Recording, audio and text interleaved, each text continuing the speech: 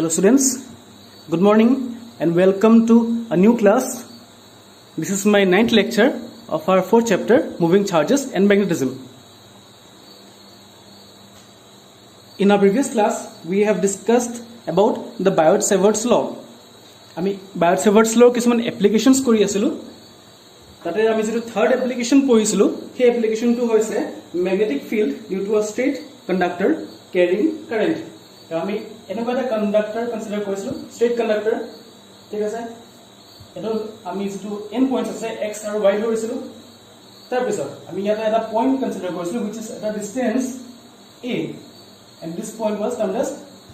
এটো p point লৈছিলো আমি। এই p পয়েন্টত এই কন্ডাক্টৰটোৰ কাৰণে ম্যাগনেটিক ফিল্ড কিমান হ'ব হেতু আমি উলিয়াইছিলো, হয়। তো আমি ইয়াতে কি কৰিছিলো স্যাৰ, এটা স্মল লেংথ এলিমেন্ট লৈছিলো। that length element was dl. Current I is flowing through this length element, so this will be considered as a current element IDL.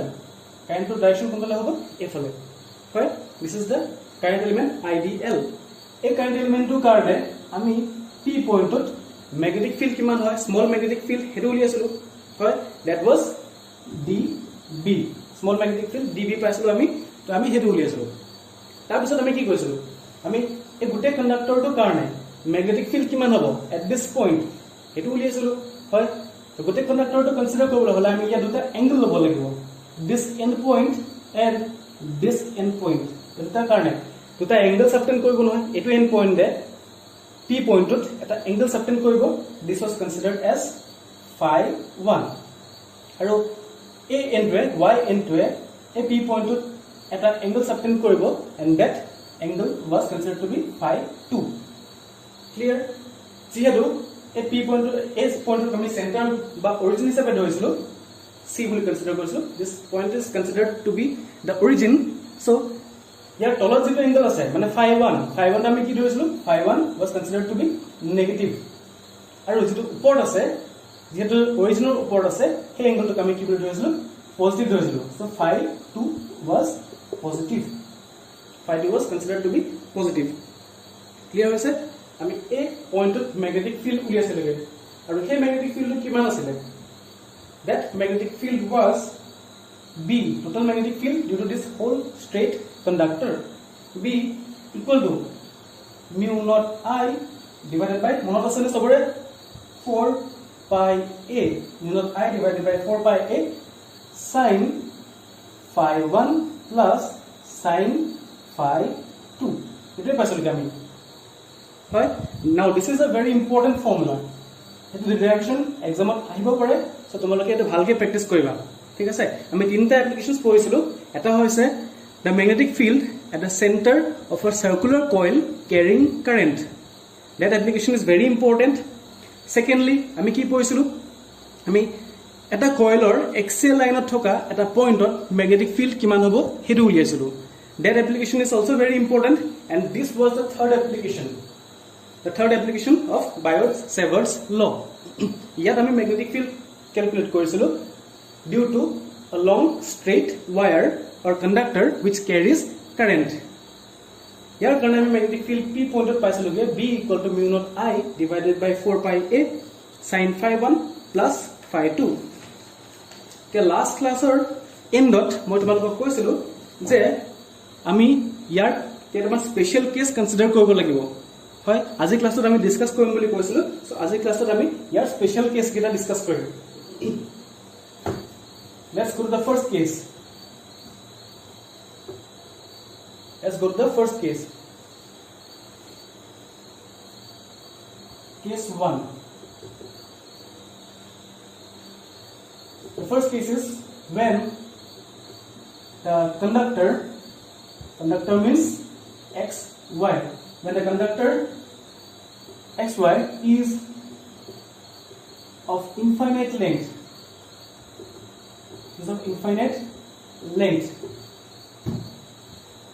and the point P lies near the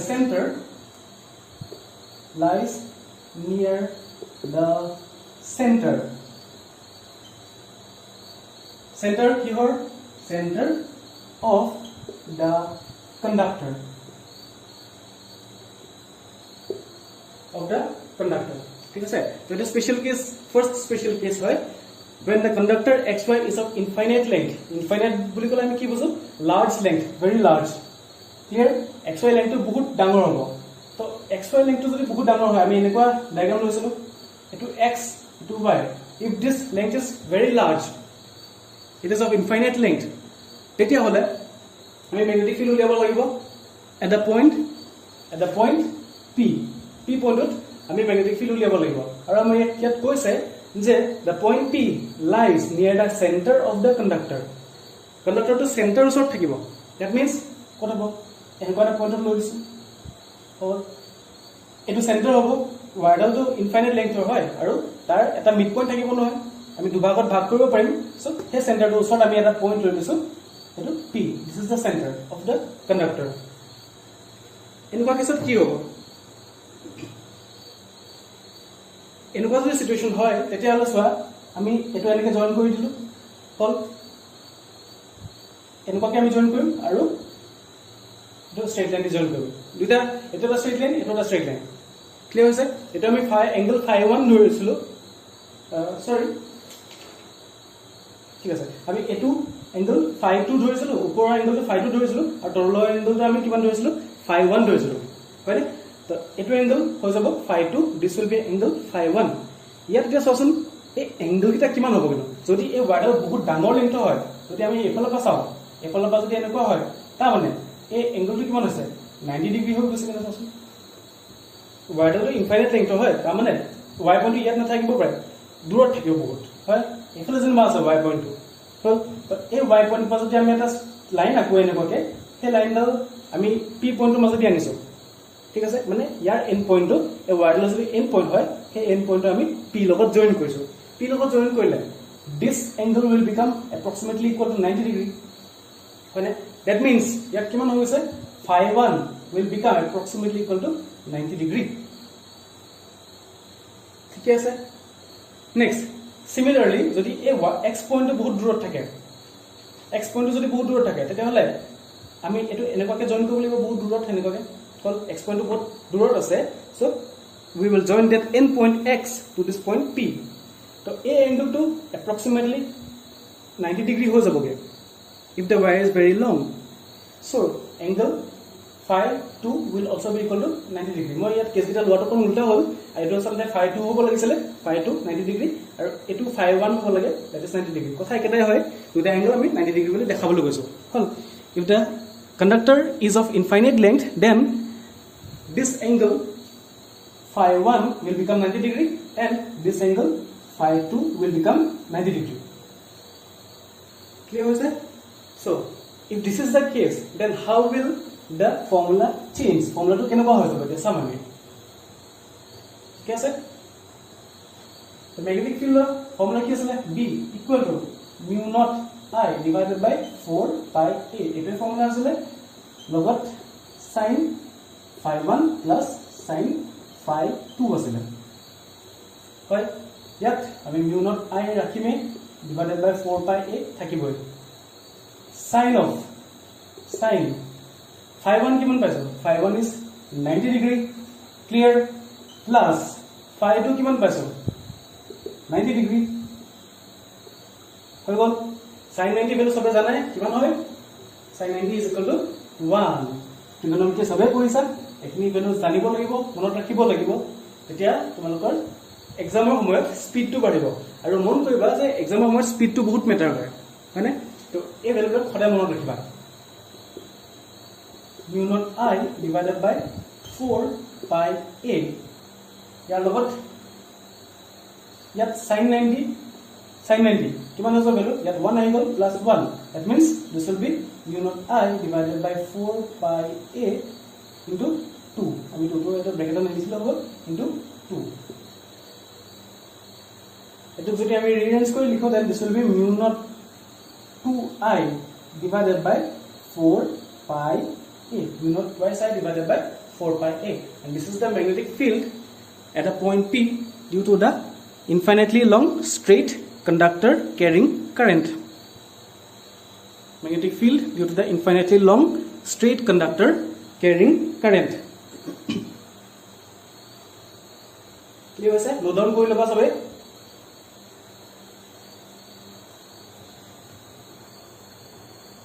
এতিয়া মই তোমালোকক যে কৈছিলো যেটো আমি ম্যাগনেটিজৰ first class কৰিছিলো সেই first ক্লাসত আমি কৈছিলো যে এটা ইম্পৰ্টেন্ট ল আছে and that law is Ampere's circuital law.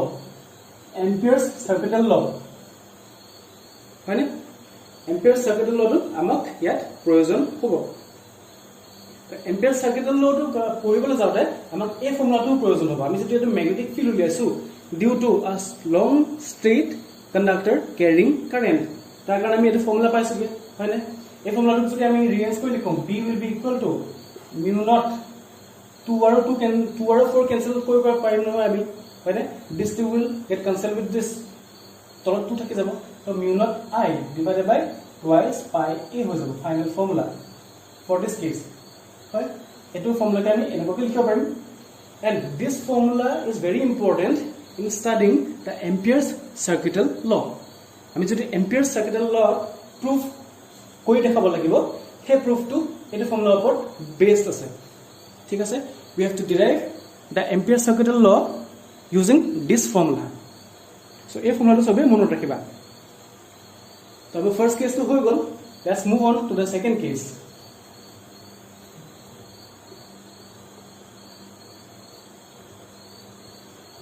Let's move on to the second case now. Case 2. Case 2. When the conductor to ki hoy janai xy is of infinite length, but the point P ya kamar dia ase je conductor to infinite length hoy kintu point P to code line kore etu dia ase and it is said that it is given here that the point P lies at the end jikono eta end lobo par ami x lobo par naiba y lobo par okay so but the point P lies near the end x or y এটো কেছত magnetic ফিল্ডটো কেনেকুৱা হ'ব এটা আমি উলিয়াব লাগিব হয় so ইয়াত চোৱা জেনাৰেল কেছটো কি আছিল এনেকুৱা আছিল p পইণ্ট এটো কণ্ডাক্টৰ x এটো y এটো এংগল phi 2 এটো এংগল phi 1 এতিয়া মই কৈছে যে এটা কণ্ডাক্টৰ আছে conductor is of infinite length infinitely long conductor কিন্তু ইয়াত p পইণ্ট ক'ত লাগি কৈছে সৰ p lies near the end x or y আমি y টো ধৰি লৈছো কল y টো যদি ওচৰত থাকে ধৰিছো p পইণ্ট এখিনিত আছে this is end y this is end x this is point p কল এটা আমি y টো লগত জয়েন কৰি দিলো এই কণ্ডাক্টৰটো পা আমি পাৰপেন্ডিকুলাৰ ডিসটেন্সটো চালো আৰু এটো পইণ্ট আমি ক'ত জয়েন কৰিব লাগিব এটো পইণ্টত জয়েন কৰিব লাগিব ক্লিয়াৰ হৈছে যদি এনেকুৱা হয় x পইণ্ট ইনফাইনাইট লেংথত আছে ইনফাইনাইট ডিসটেন্সত আছে হয় y টু ইনফাইনাইট ডিসটেন্সত আছে কিন্তু আমাক কোৱা হৈছে যে পইণ্ট p টু y ওচৰত আছে তো y ওচৰত থকা পইণ্ট আমি এটো পইণ্ট p বুলি কৈ দিলো হল হে এন্ড পইণ্টটো y এন্ড পইণ্টটো আমি p লগত কানেক্ট কৰিছো এই কণ্ডাক্টৰটো বা পাৰপেন্ডিকুলাৰ ডিসটেন্সটো আমি লৈছো ইয়াত শো কৰিছো ডায়াগ্ৰামটোত আৰু x ৰ পৰা যেটো কানেক্ট কৰিব লাগিব আমি হেতু কৰিছো এতিয়া চোন ইয়াত এই এংগলটো অলমোস্ট 90 ডিগ্ৰী নিচিনা হৈ যোৱা নাই for infinite length this angle will become approximately equal to 90 degree ঠিক আছে আৰু এটো এংগল কিমান হ'ব এটো এংগল approximately 0 হৈ যাব একদম সৰু এংগল হ'ব ক্লিয়াৰ হৈছে সো আমি ইয়াত কি গম পালো যে যিকোনো এটা এংগল যদি y ওচৰত থাকে তেতিয়া হলে phi 2 to 0 হৈ যাব আৰু phi 1 to 90 ডিগ্ৰী হ'ব হয়নে যদি x ওচৰত থাকে x ওচৰত থাকিলে কি হ'ব এটা 90 ডিগ্ৰী হ'ব এটা 0 ডিগ্ৰী হ'ব ক্লিয়াৰ হৈছে সো আমি জতে ন লাগিলে পইণ্টটো এক্সৰ ওচৰত লওঁ বা ওয়াই ওচৰত লওঁ যিকোনো এটা এণ্ডৰ ওচৰত ললে এটা এংগল 90 ডিগ্ৰী হ'ব এটা এংগল 0 ডিগ্ৰী হ'ব ঠিক আছে সো আমি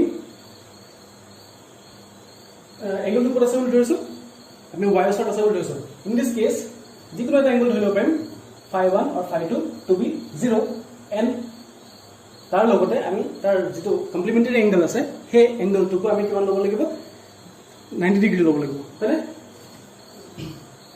so we consider here phi1 to be equal to 90 degree আৰু phi2 will be equal to 0 degree আমি এনেকৈ লব পাৰো যে phi1 equal to 0 degree and phi2 equal to 90 degree এনেকৈ লব পাৰো যিকোনো এটা এংগল 90 ডিগ্ৰী হৈ যাব therefore magnetic field B কিমান হ'ব ইয়া magnetic field B is equal to mu naught I divided by 4 pi a ase sin phi1 plus sin phi2 is equal to B mu naught I divided by 4 pi a sin 90 degree plus sin 0 degree sin 90 degree plus sin 0 degree first case to consider কৰিছো এটো case consider কৰিছো আমি এটা হলে magnetic field finally কিমান হ'বগে B is equal to mu naught I divided by 4 pi a sin 90 মানে value হ'ব 1 plus sin 0 মানে কিমান 0 so this is finally B equal to mu naught I divided by 4 pi a কিমানটো থাকিলে আৰু কিবা হ'ব জানো নহয় B equal to mu naught I divided by 4 pi a আমি এন্ডৰ কিমান পাইছিলো এন্ডৰ কিমান পাইছিলো আমি B is equal to sorry এন্ডৰ নহয় দিস সেন্টাৰড কৰিছিলো যে আমি এটো এন্ডৰ কাৰণে হয় আৰু সেন্টাৰ কাৰণে কিমান পাইছিলো mu naught twice I divided by 4 pi a পাইছিলো এটা কোনটো ডাঙৰ হয় কোনটো ডাঙৰ হয় হ'ব পাৰিব না ইয়াত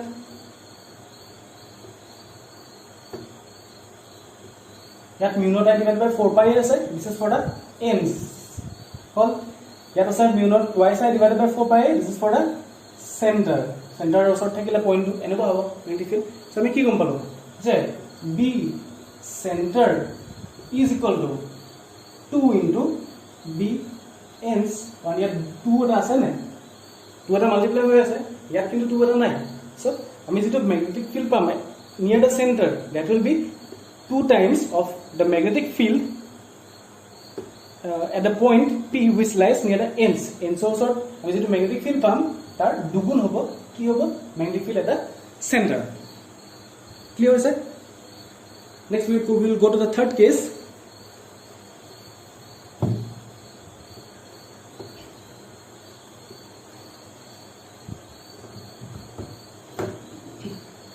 the third case is case 3 if length of the conductor is finite length বুলি কৈছে say L ধৰিছো conductor length to L হয় and that is finite length and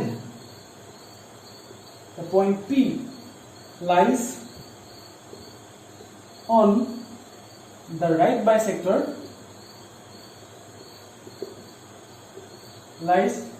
bisector of conductor right bisector মানে কি perpendicular bisector হয় ঠিক আছে right bisector means perpendicular bisector এটা এটো সিচুয়েশন দিয়া আছে if the length of the conductor is finite আমাক finite length বুলি কৈছে conductor to length to কিমান দিয়া আছে say L তো আমি ইয়াৰ length কিমান লম L লম perpendicular bisector বুলি ক'লে কি বুঝো perpendicular bisector বুলি ক'লে আমি ইয়াক সমানে দুভাগ কৰি দিব লাগিব হৈছে না নাই দুভাগ সমানে আমি bisect কৰি দিব লাগিব okay now the point P lies somewhere on this line P in this case magnetic field কিমান হ'ব আমি উলিয়াব লাগে this is the conductor this is in x this is in y ইয়াৰ কাৰণে we have to calculate the magnetic field at the point P ঠিক আছে so ইয়াত চোন আমাৰ এটো লেংথ কিমান হৈ যাব ফাৰ্স্ট লেংথ কিমান হৈ যাব l/2 হৈ যাব এটো লেংথ কিমান হ'ব l/2 হৈ যাব টোটাল লেংথ আছিল l হয়নে টোটাল লেংথ আছিল l তো ইয়া আধা হৈ গলে কিমান হ'ব this length will be l/2 এটো যদি আমি c বুলি কনসিডাৰ কৰো তো cy will be l/2 and cx will be l/2 যেহেতু এটা রাইট বাইসেক্টর হয় এটো লেংথ সমান হয় that means কি হ'ব this angle and this angle will also be equal right so we can consider phi 1 is equal to phi 2 and that we can generally consider as phi eto angle phi 1 eto angle phi 2 ase in this case phi 1 will be equal to phi 2 phi 1 and phi 2 is equal hoy etia hole eto ami generalize kori pole phi boli dhoribo parim phi clear hoise ekin lage so ami etia angle sin of the angle to uliya sasun ami gom palu je eto angle phi 2 that means this is phi eto angle phi 1 that means this is phi ইয়াৰ পৰা আমি পাইছো phi 1 is equal to phi 2 that is equal to phi so eto angle phi হ'ব তো ইয়াত যদি আমি sin উলিয়াও যিকোনো এটা ট্রায়াঙ্গল লব পৰা তাৰ পৰা যদি আমি উলিয়াও sin phi মানে কি হয় sin phi মানে কি হয় perpendicular divided by hypotenuse sin phi is equal to perpendicular divided by hypotenuse এতিয়া perpendicular কিমান হ'ব perpendicular length eto triangle consider কৰিছো first triangle CPY eto triangle consider কৰিছো yet eto যদি angle phi হয় if this angle is phi then what will be the sign of this phi sin phi will be perpendicular কিমান আছে l divided by 2 hypotenuse কিমান হ'ব এই hypotenuse to length কিমান হ'ব এই hypotenuse to length হৈ যাব root over it distance to a asile right so this will be root over a square plus l/2 whole square hobo eto l/2 ase eto a ase to hypotenuse dal kiman hobo root over a square plus l/2 square under root clear hoise so sin phi value hoy jabo l/2 divided by root over a square plus l/2 whole square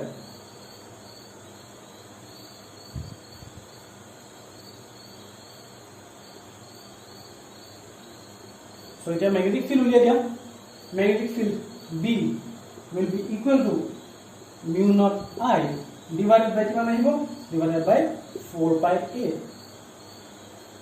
sin phi plus sin phi hobo this will be equal to mu naught I divided by 4 pi a 2 ahi jabo sin phi go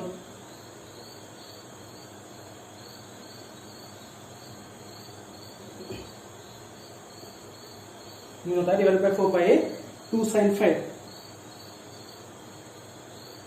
eto kami enake arrange kori likhibo paru mu naught twice I divided by 4 pi a enake likhibo paru sin phi thaki jabo logot so sin phi value eta put kori dibo lagibo ami mu naught twice I divided by 4 pi a sin phi value put kori dia kiman paislo l divided by l/2 asile l/2 divided by a square plus l/2 whole square this is the value of sin phi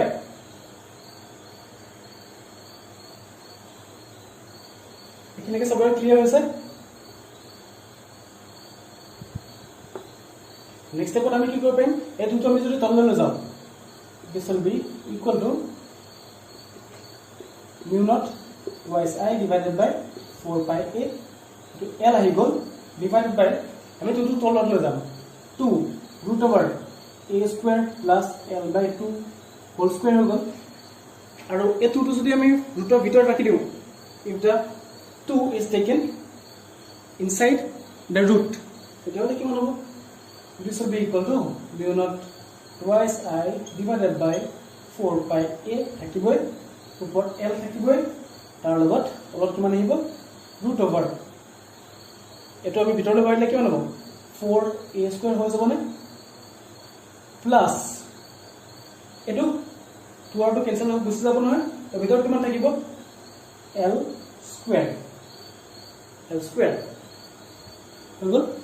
so magnetic field at the perpendicular bisector for this case will be B equal to mu naught I divided by 4 pi a L divided by root over 4a² plus l². So these are the 3 special cases of the magnetic field due to a straight conductor carrying current. Our next class ot ami Ampere's circuital law to arambho korim. Our Ampere's circuital law to kopra arambho korim using the magnetic field due to the straight conductor. Ami jeto aji derivation koisilu je mo koisilu important boli hetu ami next class ot use korim. Tar pora ami Ampere's circuital law to derive korim. Clear hoise? So that's all for today. Thank you and have a nice day.